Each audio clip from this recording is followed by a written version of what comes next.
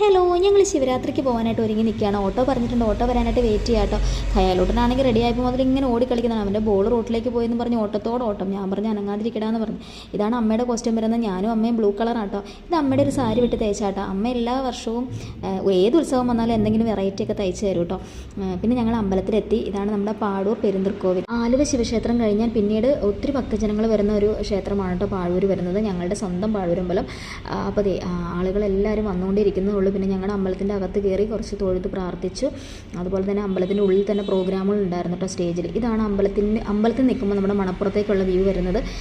അതുപോലെ തന്നെ സ്റ്റേജിൽ കൈകൊട്ടികളി, തിരുവാതിര, പിന്നെ കുട്ടികളുടെ അരങ്ങേറ്റം അങ്ങനെയെല്ലാം ഉണ്ടായിരുന്നു. ഞങ്ങൾ പിന്നെ അവിടെ നിന്ന് പ്രാർത്ഥിച്ച് നേരെ മണപ്പുറത്തേക്ക് പോകാമെന്ന് വിചാരിച്ചു. ഖയാലൂട്ടനാണെങ്കിൽ വന്നപ്പോൾ മുതൽ ടോയ്സ് വേണം എന്ന് പറഞ്ഞ് ഭയങ്കര ബഹളമായിരുന്നു. ഇതാണ് എഴുന്നള്ളത്തിനുണ്ട് 3 ആനക്കുട്ടന്മാർ. ഞങ്ങൾ പിന്നെ മഴവിൽ പാലത്തിൽ കൂടെ നേരെ മണപ്പുറത്തേക്ക് പോയിട്ടോ. ഇതാണ് നമ്മുടെ പാലത്തിൽ നിൽക്കുമ്പോൾ അമ്പലത്തിൻ്റെ വ്യൂ വരുന്നത് കേട്ടോ. ഇതാണ് മണപ്പുറം വരുന്നത്. ഉണ്ടോ, ഇഷ്ടംപോലെ ആളുകൾ വരുന്നില്ലേ, എന്ത് രസമല്ലേ.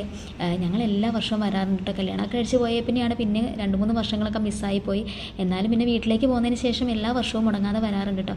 ഖയാലൂട്ടനാണെങ്കിൽ ടെഡി ബെയർ വേണം, അത് വേണം എന്നൊക്കെ പറഞ്ഞു. ഞാൻ പറഞ്ഞു, മോനെ ഇതെല്ലാം ഇപ്പോഴേ ചുമക്കേണ്ട ആവശ്യമില്ലല്ലോ, പോകുന്ന നേരത്ത് മേടിക്കാമെന്നൊക്കെ പറഞ്ഞു. പിന്നെ കടലയൊക്കെ മേടിച്ച് ഞങ്ങൾ പതുക്കെ കുറച്ചുകൊണ്ട് അതിലേക്ക് നടന്നു.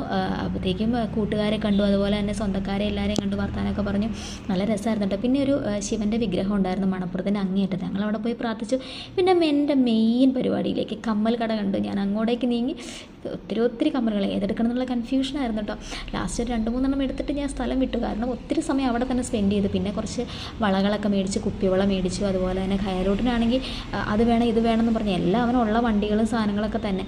പിന്നെ അവൻ ഊനോക്കാട് വേണമെന്ന് പറഞ്ഞ് ഭയങ്കര ബഹളമായിരുന്നു. അതെല്ലാം മേടിച്ചിട്ട് പിന്നെ ഞങ്ങൾ തിരിച്ചു പോന്നു.